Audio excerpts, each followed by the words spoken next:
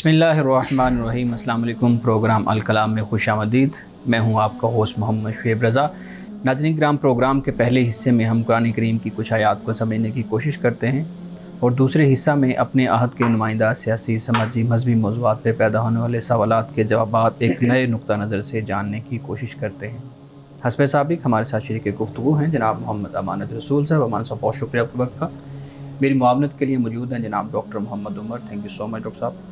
नाज़रीन किराम, आपकी स्क्रीन पे हमारा व्हाट्सएप नंबर आ रहा होगा। आप अपने सवालात उस व्हाट्सएप नंबर पर भेज सकते हैं। हम इंशाल्लाह आपके सवालात को ज़रूर एड्रेस करेंगे। कल के प्रोग्राम में हमने सूरतुल आराफ की आयत नंबर 37 तक गुफ्तगू की थी। आज हमने 38 से शुरू करना है। मैं जनाब अमानत रसूल साहब से गुजारिश करूँगा अपनी गुफ्तगू का आगाज़ कीजिएगा। बिस्मिल्लाहिर्रहमानिर्रहीम। नाज़रीन किराम, सूरतुल आराफ की आयत नंबर 38, इसमें एक दिलचस्प मुकालमा है।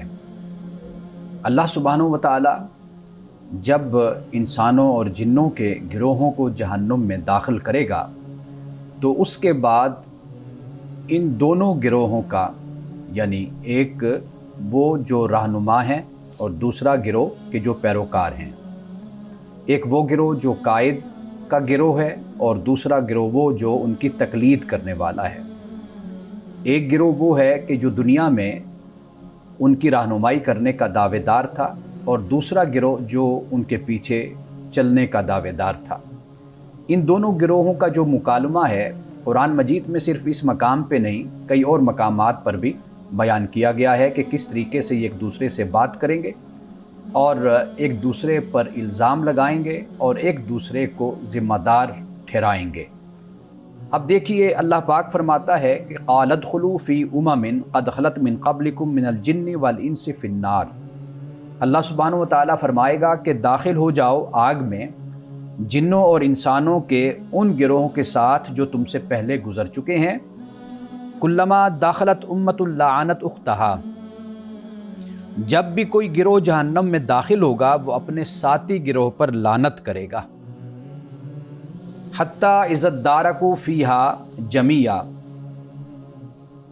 यहाँ तक कि जब वो इसमें जमा हो जाएंगे। आलत उखराहुम लिउलाहुम रब्बना हाउलाई अदल्लूना फ़आतिहिम अज़ाबन ज़िअफ़न मिनन नार, तो उनके पिछले अपने अगलों के बारे में कहेंगे, ए हमारे रब, यही लोग हैं जिन्होंने हमको गुमराह किया और बस तू इनको आग का दोहरा अजाब दे। क़ाला लिकुल्लिन ज़िअफ़ुन वलाकिन ला तालमून, तो अल्लाह पाक फरमाएगा कि सब के लिए दोहरा अजाब है मगर तुम नहीं जानते।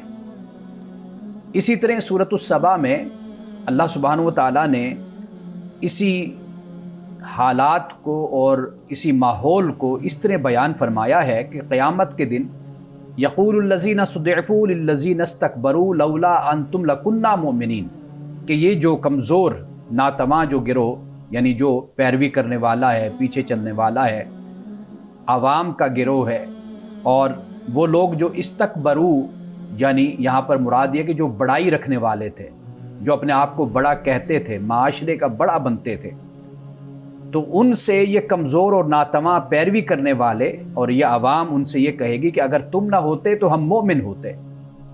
क़ालल्लज़ीना इस्तकबरू लिल्लज़ीना सुदिअफ़ू नहनु सददनाकुम अनिल हुदा, कि ये जो इस्तिकबार करने वाला गिरोह होगा, ये जो कमज़ोर गिरोह होगा, उससे ये कहेंगे कि भाई क्या हमने तुम्हें रोका था हिदायत से। बाद इज़ जाअकुम, इसके बाद कि तुम्हारे पास हिदायत आए, बल कुंतुम मुजरिमीन, बल्कि तुम खुद मुजरिम थे। यानी मतलब ये था कि हमारी तरफ तुम्हारा रुझान और तुम्हारी आने की वजह बुनियादी तौर पर यह थी कि तुम्हें हमारे नज़रियात में, हमारे आमाल में, हमारी पॉलिसियों में अपनी तस्कीन का सामान मिलता था। यानी जो हम तुम्हें मुश्ताइल करते थे, तुम्हें इश्तियाल दिलाते थे, तुम्हें गुमराह करते थे, असल में ये इश्तियाल और ये गुमराही, ये दलालत, ये तुम्हारे मजाज और तबीयत के मुताबिक थी, ये तुम्हें पसंद आती थी, इस वजह से तुम्हारा रुझान हमारी तरफ था। तो कहा कि बल कुंतुम मुजरिमीन, कि तुम खुद मुजरिम थे। क्या हमने तुम्हें रोका था हिदायत से? यानी इंसान को इख्तियार हासिल है کہ وہ اچھائی کا راستہ اختیار کر لے، برائی کا راستہ کر لے۔ اب اس سے آگے جو فرمایا، جو یہ ناتواں اور کمزور لوگ کہیں گے، یہ سننے والی بات ہے کہ یہ لوگ کہیں گے بل مکر اللیل والنہار، کہ تم لوگوں کا جو مکر تھا وہ دن رات چلتا تھا، یعنی پروپیگنڈا، اور ہر وقت ایک بات جب رپیٹ کی جاتی ہے تو پھر وہ لوگوں کے ذہنوں میں بیٹھ جاتی ہے، اب لوگ پھر اس کا شکار ہوتے ہیں، لوگ پھر اس میں متاثر بھی اس سے ہوتے ہیں۔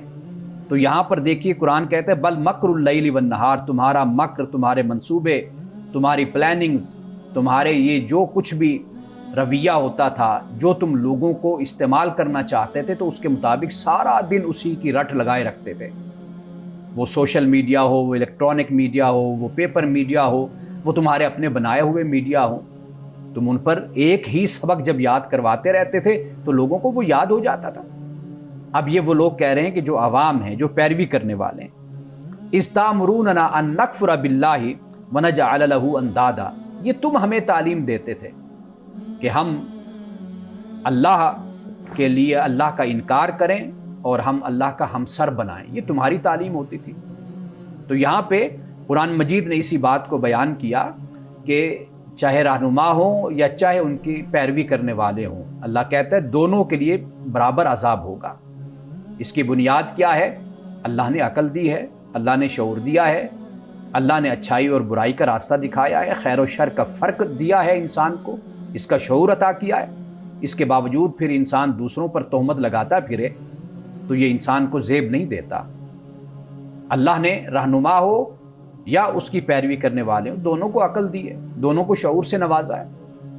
اب پیروی کرنے والے خود عقل اپنی بند کر کے، آنکھیں بند کر کے غلط کو غلط کہنا چھوڑ دیں اور صحیح کو صحیح کہنا چھوڑ دیں، تو پھر اس میں قصوروار تو وہ خود ہیں، وہ لیڈر، رہنما اور راہبر تو نہیں ہے ان کے۔ اب دیکھیے اس کے بعد اللہ پاک کیا فرماتا ہے کہ یعنی ان کا جو مکالمہ ہے، وقالت اولاہم لاخراہم، یعنی اب یہ جو رہنما ہیں یہ پیروکاروں سے کہتے ہیں فما کان لکم علینا من فضل، کہ تم کو ہم پر کوئی فضیلت حاصل نہیں ہے، یعنی یہاں پر فضیلت سے مراد کیا؟ کوئی بڑائی، یعنی اس بنیاد پر یہ بڑائی کہ بھئی چونکہ ہم عوام تھے، ہم پیروکار تھے، ہم مقلد تھے، ہم پیچھے چلنے والے تھے، تو اس کا تو کوئی ایج ہمیں ملنا چاہیے نا، یعنی اس کا کوئی فائدہ ہمیں ہونا چاہیے کہ ہم کمزور تھے، ہم پیچھے تھے۔ تو یعنی عوام کی سوچ یہی ہوتی ہے، اکثر طور پر لوگ یہی سوچتے ہیں کہ ہم قصوروار نہیں ہیں، یہ لوگ قصوروار ہیں، لیکن قرآن یہ بتاتا ہے کہ قصوروار رہنما بھی ہوتا ہے، قائد بھی ہوتا ہے، اور اسی طرح قصوروار پیچھے چلنے والا بھی ہوتا ہے، دونوں قصوروار ہیں۔ خدا کے عذاب میں کسی قسم کی کمی نہیں ہوگی دونوں کے لیے، دونوں کو سزا ملے گی، گمراہ کرنے والے کو بھی اور گمراہ جو ہو جاتا ہے اس کو بھی سزا ملے گی۔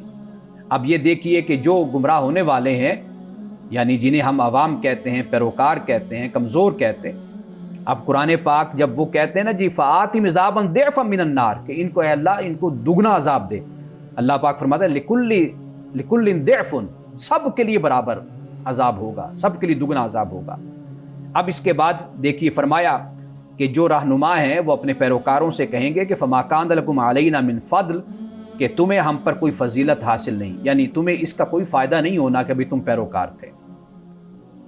اس میں بڑا ایک اہم اشارہ ہے، وہ اشارہ یہ ہے کہ عوام کے اپنے ذوق کی، اپنی فکر کی جو تسکین ہوتی ہے، اسی کی بنیاد پر ہی وہ فیصلہ کرتی ہے۔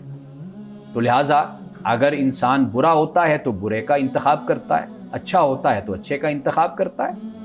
اب اس کے بعد فرمایا فذوقوا العذاب بما کنتم تکسبون، عذاب کو چکھو۔ اس کی وجہ چکھنے کی کیا ہے؟ تو فرمایا کہ تم جو کیا کرتے تھے اس وجہ سے تمہیں یہ سزا مل رہی، یعنی اعمال جو ہیں ان اعمال کے مطابق اللہ سبحانہ وتعالی انسان کو سزا دیتا ہے، انسان کو اجر دیتا ہے، انسان کو انعام دیتا ہے۔ اور آگے جا کر پھر ہم پڑھیں گے اور یہاں سے مزید ابھی ان کا ذکر ہوتا ہے کہ جو لوگ اللہ کی نافرمانی میں اس دنیا میں زندگی گزارتے ہیں۔ ناظرین کرام، یہاں وقت ہوا چاہتا ہے ایک بریک کا، ہمارے ساتھ رہیے۔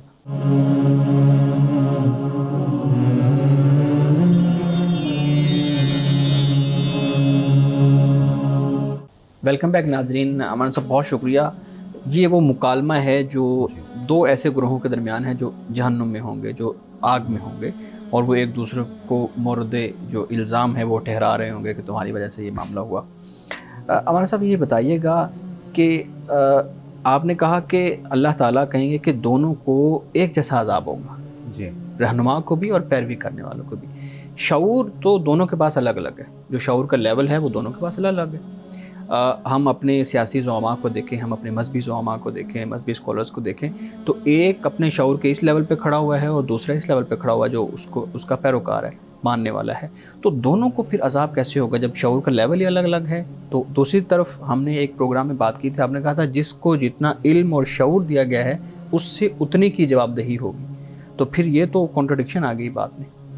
अच्छा, यहाँ जो बात है ना, एक तो हिदायत की है अल्लाह की तरफ से, और दूसरी है गुमराही। ये दो चीज़ें हैं ना। ठीक। यहाँ इस बुनियाद पर फैसला हो रहा है इस्लाम और कुफ्र का। ये दो चीज़ें अल्लाह सुब्हानहू व तआला ने इंसान को जो अक्ल की दौलत अता की है, इंसान का शऊर और उसका इल्म उसके साथ आगे बढ़ता है। ठीक। जो बात मैंने पहले कहीं कही थी उसका एक कोई पस मंज़र होगा कि जिस बुनियाद पर मैंने ये कहा था। तो इस्लाम और कुफ्र, हिदायत और उसके मुकाबले में दलालत यानी गुमराही, अच्छाई और बुराई, खैर और शर, ये चाहे कोई भी इंसान हो उसमें अल्लाह सुब्हानहू व तआला ने ये वदीयत किया है कि वो अक्ल की बुनियाद पर समझ सकता है, जान सकता है, और फिर उसके साथ जो वही की रहनुमाई और रोशनी इंसान को अता की जाती है वो उसके रास्ते को कहीं ज़्यादा आसान कर देती है। लेकिन हमारे साहब अकल के ज़रिए भी तो वो उस वक्त ही शऊर हासिल करेगा ना जब उसके पास इल्म होगा। देखिए, जो बुनियादी बात है ना, अक्ल, यही फ़र्क करने वाली है। यानी अक्ल का माना ही यही है कि ये इंसान को रोकती है, इंसान को बताती है, तमीज़ करने वाली है, फ़र्क करने वाली है। ये अक्ल का बुनियादी जो फंक्शन है वो यही होता है। ठीक। अब ये फंक्शन हर किसी में मौजूद है। ठीक है। अब कुछ लोग होते हैं कि जो इसको इस्तेमाल करते हैं, खुदा की रहनुमाई जो अता होती है उसकी रोशनी में इसको लेकर आगे बढ़ते हैं, और अल्लाह ताला ने जो इंसान की फितरत में खैर और शर का फ़र्क रखा और शऊर रखा वो इसको इस्तेमाल करते हैं। सही। कुछ लोग होते हैं कि जो इनसे बिल्कुल जुदा होकर यानी अक्ल को भी इस्तेमाल नहीं करना, अल्लाह ने जो इंसान में ये वदीयत किया इसको भी नहीं, वो अपना सब कुछ रहनुमा के लिए कुर्बान कर देते हैं कि भाई बिल्कुल हमारा आंखें सब बंद कर कुछ लेते ही है, हैं। आंखें बंद कि ये जैसा भी है, जिस तरह का भी है, अच्छा है, बुरा है, इसकी तालीम क्या है, क्या नहीं है, वो शख्सियत परस्ती का इस तरह शिकार हो जाते हैं कि जो अल्लाह सुब्हानहू व तआला ने उनको ज़राए दिए हैं कि जिस बुनियाद पर वो सही फ़ैसला कर सकते हैं, वो उसके इस्तेमाल से ही बाज आ जाते हैं, रुक जाते हैं। तो दरहकीकत ये बुनियाद है कि जिस बुनियाद पर दोनों को सज़ा एक जैसी कुरान पाक ने बयान की है। रहनुमा यानी दोनों का असल जुर्म क्या है? दोनों का असल जुर्म ये है कि वो अपनी अक्ल को इस्तेमाल नहीं करते। खुदा ने जो उनको हिदायत दी, एक हिदायत वो है जो इंसान के बातिन में है, एक हिदायत वो है जो पैगम्बरों के ज़रिए से दी गई, वो दोनों से अपनी आँखों को बंद कर लेते हैं। इसलिए चूँकि जुर्म में और गुनाह में दोनों बराबर हैं, तो लिहाजा उनको सज़ा भी फिर बराबर दी जा रही है। बिल्कुल ठीक। माना साहब, मैं ये पूछना चाहूँगा कि आपने बात की कि जो सोसाइटी का मेजर चंक है लोगों का, वो अपने रहनुमाओं की पैरवी करता है और इसी में आफियत महसूस करता है कि रहनुमाओं की पैरवी की जाए, और अपनी नफ्स की आवाज़ को हम स्नप कर देते हैं, उसको बिल्कुल सुनते नहीं हैं। तो इसके पीछे मैं जानना चाहूँगा हमारी नफ्सियात में ऐसे क्या अवामिल होते हैं कि हम इसी में आफियत जानते हैं और अपनी बिल्कुल भी आवाज़ नहीं सुनते, उन्हीं की रहनुमाई को कहते हैं कि बस ये बात है, वो ये ठीक है। इसको मतलब क्या मज़ाहमत का हमें अंदेशा होता है? क्या हम इसके पीछे क्या नफ्सियात है? अच्छा, इसमें जो चंद अवामिल और असबाब आप कह सकते हैं कि जब हम किसी के पीछे चलते हैं, एक तो इंसान की सहल पसंदी है, यानी वो ये कि वो मेहनत और कोशिश, ये इससे वो आप कह लीजिए जी चुराता है और इसके लिए आगे नहीं बढ़ता। एक तो ये आप वजह कह सकते हैं। दूसरा ये है कि इंसान का जो माहौल है ना, ये इंसान को बहुत ज़्यादा मुतासर करता है। यानी माहौल के जिसके साथ इंसान के मफादात भी वाबस्ता हो जाते हैं, वो माशी वाबस्ता मफादात भी होते हैं, वो सियासी भी होते हैं, वो दीगर मफादात होते हैं। आप देखिए कि एक बादशाह था रसूलुल्लाह के ज़माने में, उसने جب رسول اللہ کا میسیج صلی اللہ علیہ وسلم کا میسیج اس کو پہنچا تھا، اس نے مسلمان ہونے کا دعویٰ اعلان کر دیا تھا اس نے، لیکن جب اس کو اپنی برادری سے، اپنے وزراء سے، عوام خوف سے ایک محسوس ہوا، دباؤ آیا، پریشر آیا، تو وہ اس سے ہٹ گیا، یعنی اس نے جو اعلان کیا اس نے اسلام کو چھوڑ دیا۔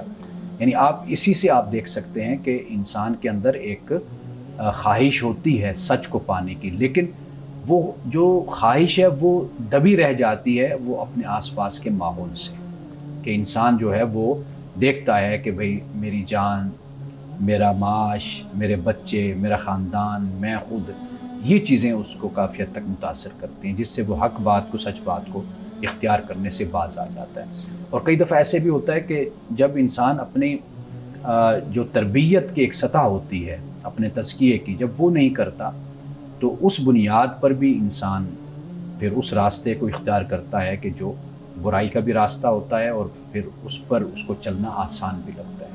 صحیح۔ مولانا صاحب یہ بتائیے گا کہ ہم نے جب موسیٰ علیہ السلام کا واقعہ پڑھا تھا جی، تو اس میں جو وہ قبطی کے قتل کا معاملہ ہوا تو اس میں ایک آیت تھی جس میں یہ کہا گیا تھا کہ اللہ رب العزت سے موسیٰ علیہ السلام مخاطب ہیں اور کہہ رہے ہیں کہ شیطان نے مجھ سے یہ کروا دیا۔ ان آیات میں ہم دیکھتے ہیں کہ رہنما اس ذمہ داری کو لینے کے لیے تیار نہیں ہے کہ تم ہماری وجہ سے گمراہ ہوئے۔ شیطان بھی ہم نے ایک جگہ پہ پڑھا تھا کہ یہ ذمہ داری لینے کے لیے تیار نہیں ہوگا کہ بھائی میں نے تو تمہیں صرف ایک تمہارے سامنے ایک آپشن رکھا تھا، تم نے تو وہ خود چوز کیا۔ لیکن وہاں پہ یہ کیوں کہا جا رہا ہے کہ مجھ سے شیطان نے یہ کروا دیا؟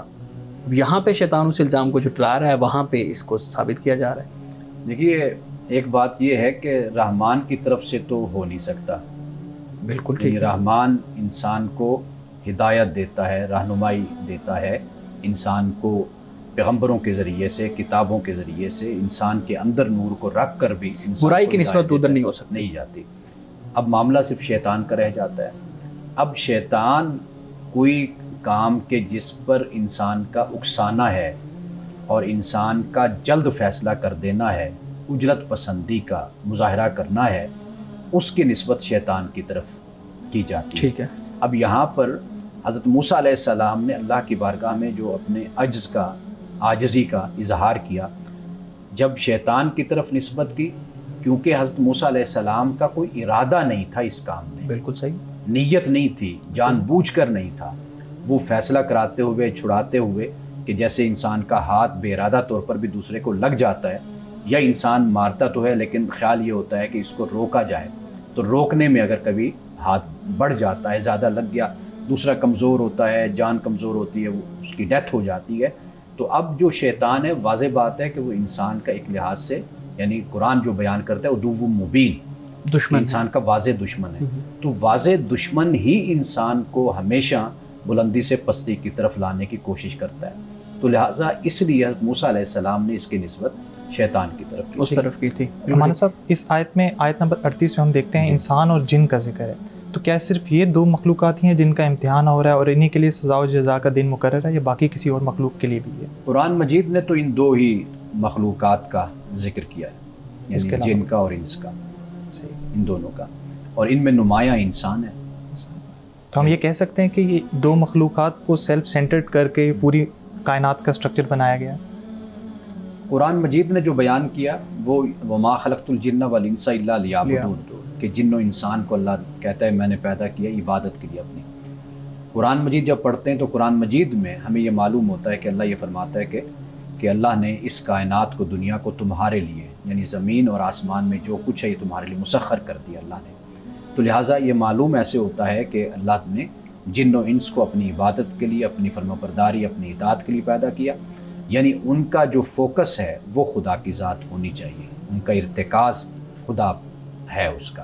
ٹھیک ہے، لیکن ہم باقی جو چیزیں ہیں اس کائنات میں جو بنایا گیا وہ سب کچھ اللہ کہتا ہے کہ وہ میں نے تمہارے لیے مسخر کیا اس کو۔ لیکن ہم دیکھتے ہیں اس میں فرشتوں کو بھی اختیار دیا گیا تھا کہ وہ آدم کو سجدہ کریں یا نہ کریں، تو جس بھی مخلوق کو اختیار دیا جائے گا تو اس کا پھر امتحان تو لازم ہوگا۔ اللہ سبحانہ و تعالیٰ نے فرشتوں سے کہا کہ سجدہ کرو، حکم تھا، حکم تھا، حکم تھا، یہ یہ نہیں تھا کہ تمہاری مرضی ہے کہ تم سجدہ کرو یا نہ کرو۔ تو فرشتے چونکہ فرما برداری کرنے والی ہے مخلوق سراپا، تو وہ تو اسی وقت اللہ کے اس حکم پر وہ جھک گئی تھی۔ جو جس نے سرکشی کی تو قرآن کہتا ہے وہ جیتا ہے. یعنی جس نے وہ چوائس والے اس معاملے میں عمل کیا وہ دھتکارا گیا. اور ان کا ہوگا. ناظرین کرام یہاں وقت ہوا چاہتا ہے ایک بریک کا, ہمارے ساتھ رہیے.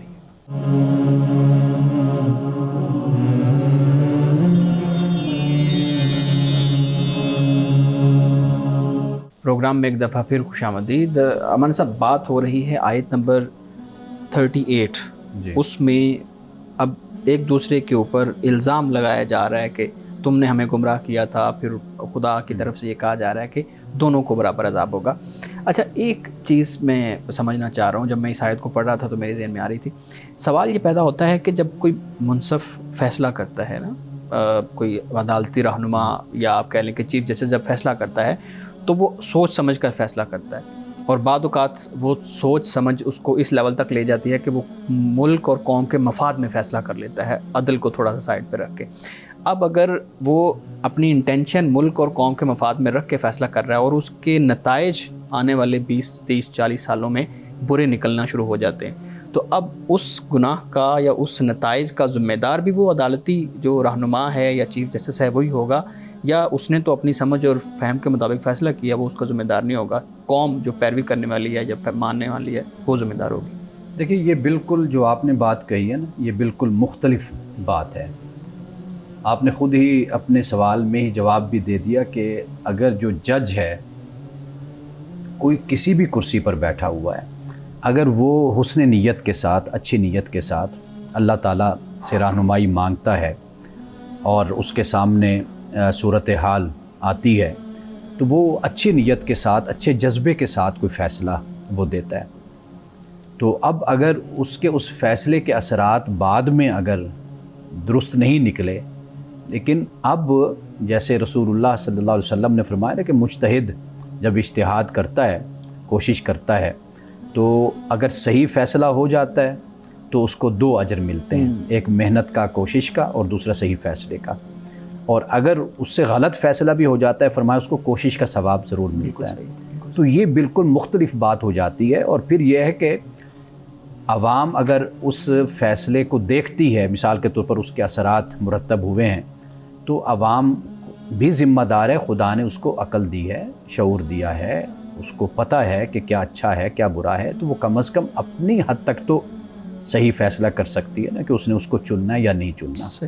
لیکن ایسے بہت سے فیصلے ہوتے ہیں کہ انسان اپنی زندگی میں کرتا ہے, لیکن مثلاً والدین ہیں اپنی اولاد کے لیے بہت اچھا فیصلہ اور حسن نیت کے ساتھ کرتے ہیں. بالکل کئی دفعہ فیصلہ درست نہیں ہوتا, لیکن خدا کے ہاں انسان کی نیت, اس کا ارادہ اور اس کی جو انٹینشن ہے اس کی اصل میں سب سے بڑی اہمیت ہے. قرآن بھی اسی چیز کو بیان کرتا ہے. صحیح. مولانا صاحب میں اس پہ ایک سوال الہاد کے موضوع پہ آپ سے کرنا چاہوں گا کہ ہم دیکھتے ہیں کہ ہمارے کالجز اور سکولز میں طلباء اب مذہب سے کچھ حد تک بیزار نظر آتے ہیں.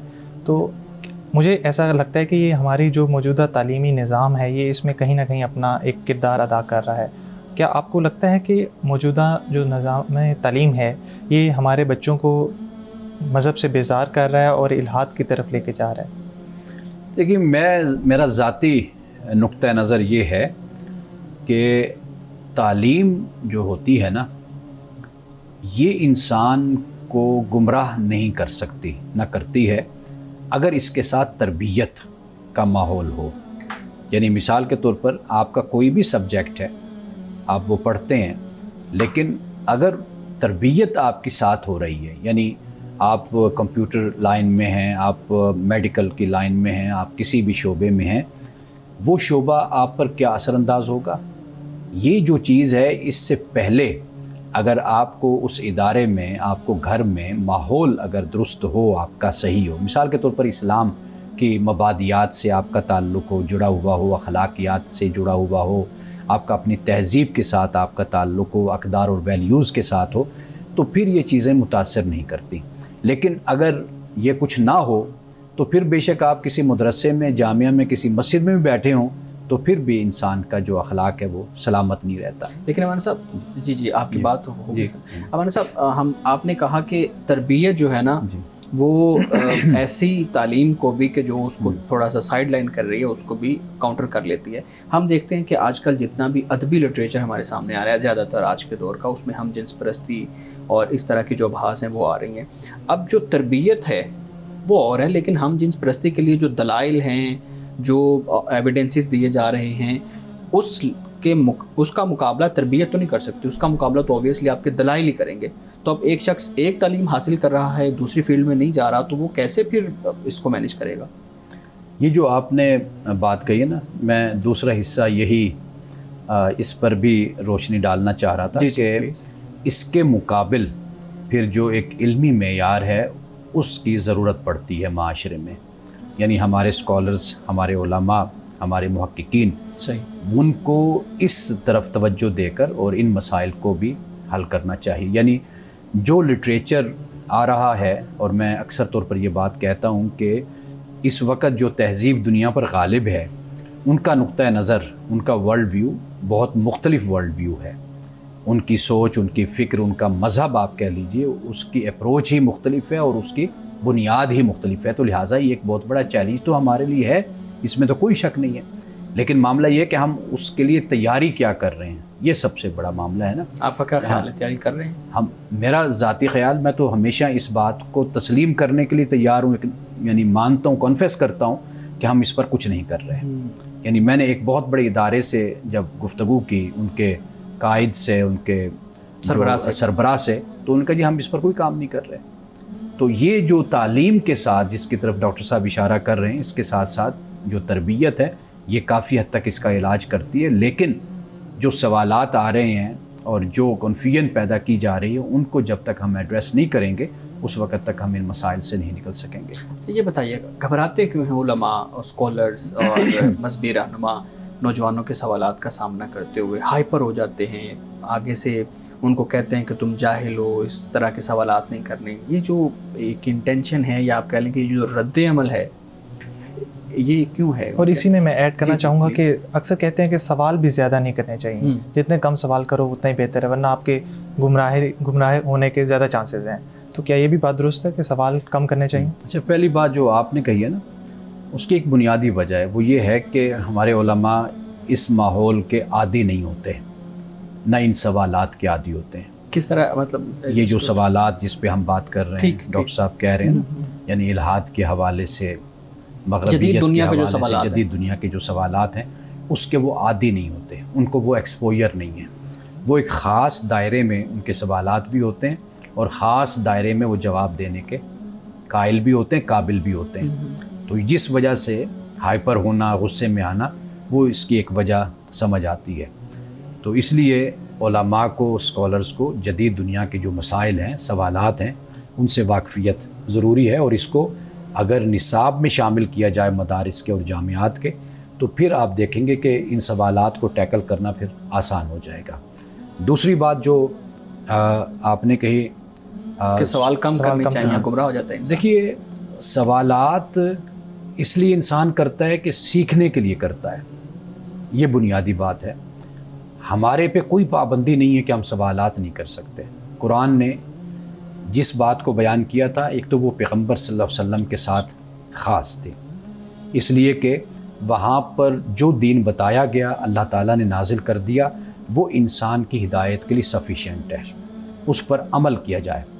اور اس وقت جو صورتحال تھی نا، وہ یہ تھی کہ جو غیر مسلم تھے، جو کفار تھے، جو منافقین تھے، یہود تھے، نصارہ تھے، ان کی طرف سے بات کو الجھانے کے لیے اور عمل سے دور بھاگنے کے لیے سوالات ڈالے جاتے تھے، پیش کیے جاتے تھے. یہ ایک ان کی بنیادی وجہ تھی جس سے مومنین کو روکا گیا کہ بھئی آپ سوالات کم کریں، اور جو بیان کر دیا گیا، جو آپ کو دین دیا گیا، آپ اس پر عمل کر کے آپ دکھائیں. یہ ایک خاص وقت اور زمانے کی بات ہے. ہمارے لیے یہ ہے کہ ہم سوالات کر سکتے ہیں، کوئی اس میں پابندی نہیں ہے، لیکن شرط یہ ہے کہ سوالات سے سیکھا جائے نا. یعنی آپ مجھ سے کوئی سوال کریں، میں آپ سے کوئی بات پوچھوں، تو مقصد یہ ہو نا کہ آپ جو مجھے بتائیں گے تو میں اپنی اصلاح کر کے اور اپنے علم میں اضافہ کروں، آگے بڑھوں. نہ یہ کہ سوال برائے سوال چلتا رہے اور پھر وقت بھی ضائع ہو، اور وہ دماغ کی دہی بنانے والا جو معاملہ ہے وہ پھر نہیں ہونا چاہیے. لیکن جو قرآن نے جو بات بیان کی، وہ بالکل مختلف بات ہے، اس کا تعلق ہمارے ساتھ نہیں، نہ وہ ہم پہ کوئی اپلائی ہوتا ہے. صحیح. ناظرین کرام، یہاں وقت ہوا چاہتا ہے بریک کا، ہمارے ساتھ رہیے. प्रोग्राम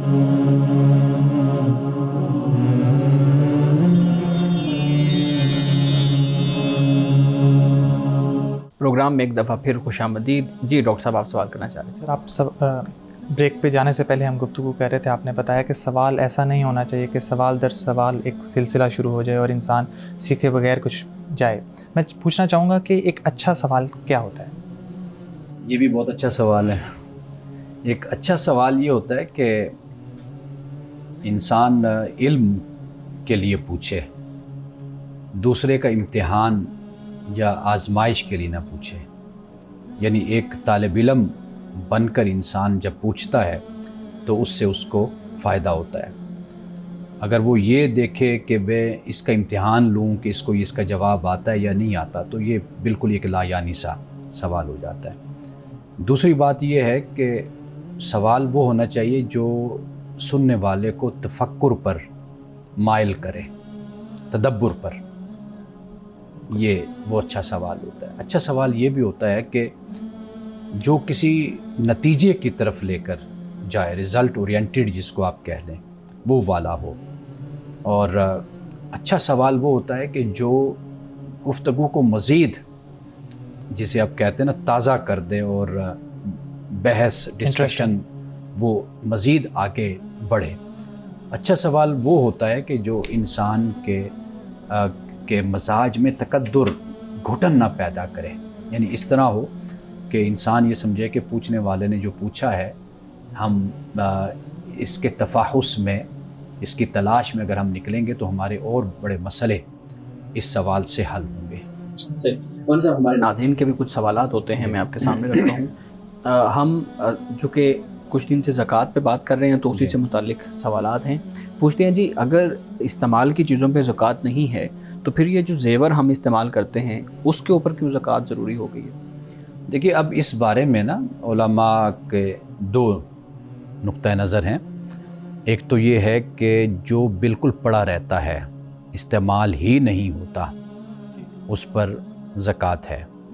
जो इस्तेमाल होता है, मिसाल के तौर पर हमारी ख़वातीन अक्सर तौर पर कड़े पहने रखती हैं और बालियाँ पहने रखती हैं, अंगूठियाँ पहने रखती हैं, या ऐसी चंद चीज़ें होती हैं, तो उलमा का ये कहना है कि उन पर ज़कात नहीं होती।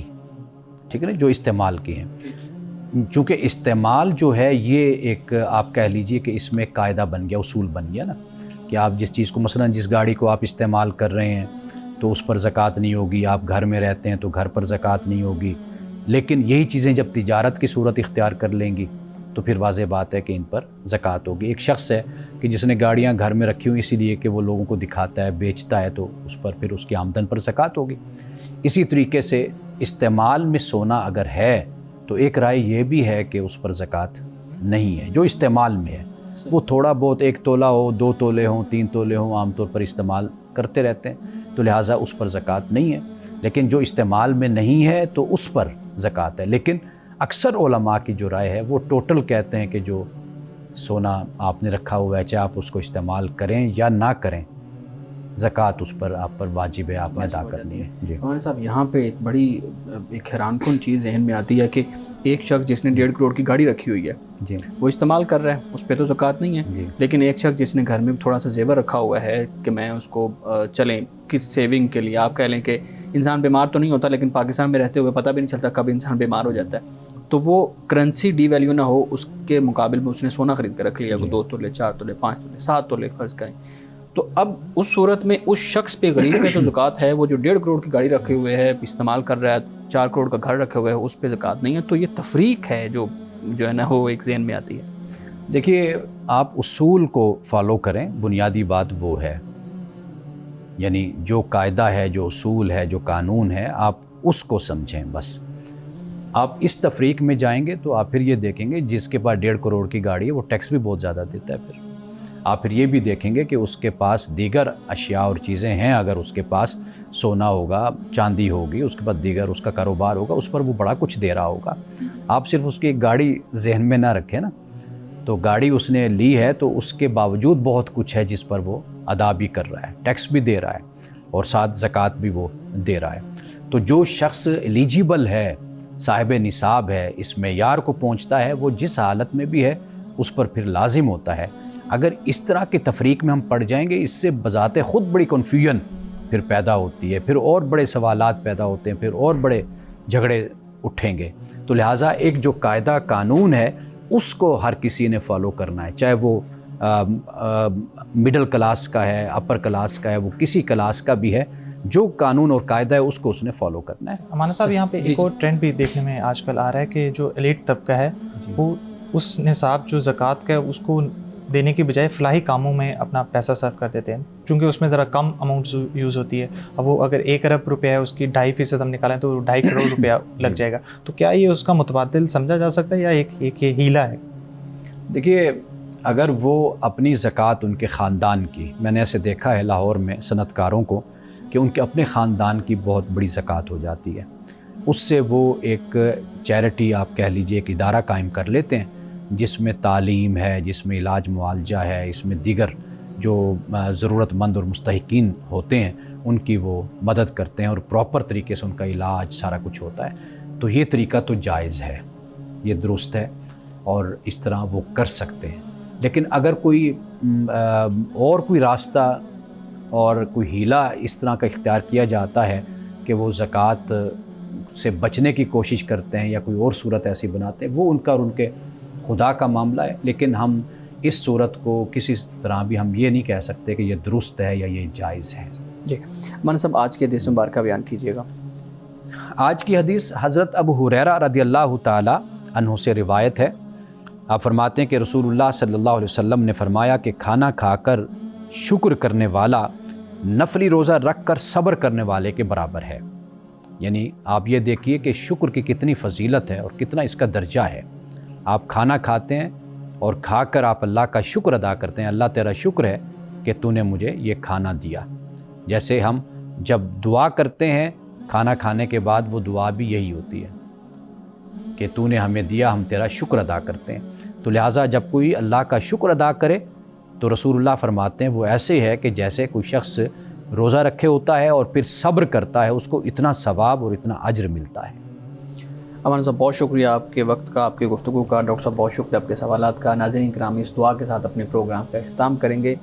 اللہ رب العزت حسن کلام اور تاثیر کلام عطا فرمائے، ہماری زبان کی گروں کو کھول دے اور سننے والوں تک خیر کا پیغام پہنچے۔ اجازت دیجیے، خدا حافظ۔